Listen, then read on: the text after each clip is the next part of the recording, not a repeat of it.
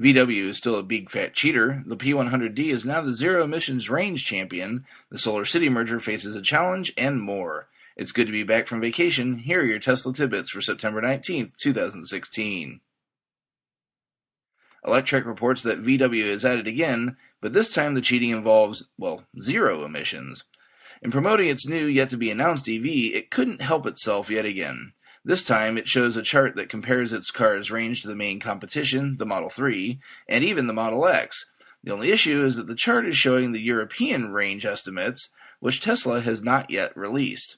They've simply converted the US EPA range to kilometers, which is far more stringent than the European regulatory body.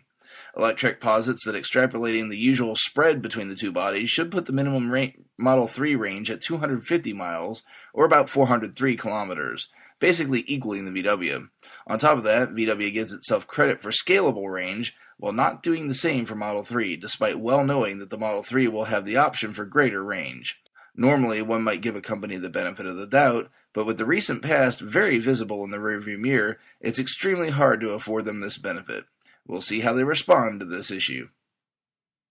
Along with being the quickest production car on the planet, the Model S P100D now also holds the title of longest-range zero-emissions vehicle, unseating the Toyota Mirai.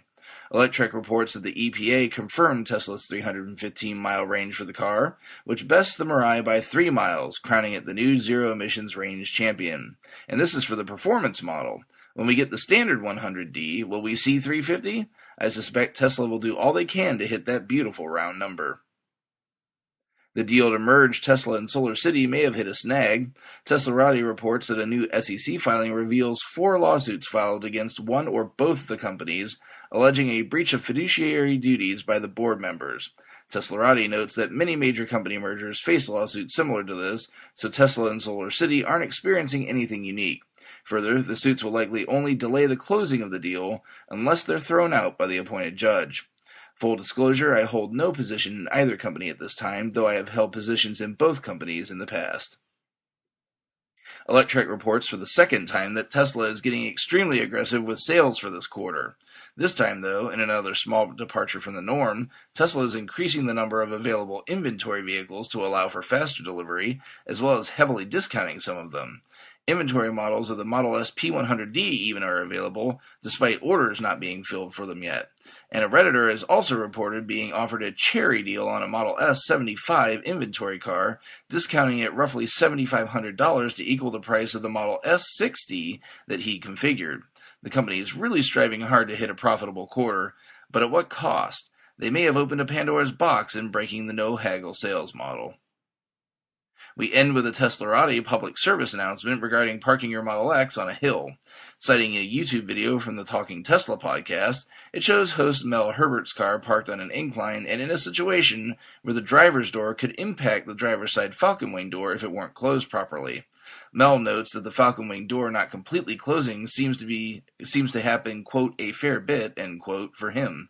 While the incline may increase the odds of this occurring, I think the overall message here is more likely to ensure that your Falcons close properly before attempting to close your front doors if you want to ensure that neither door takes any damage. Be sure to check out the links to today's full stories in the show description.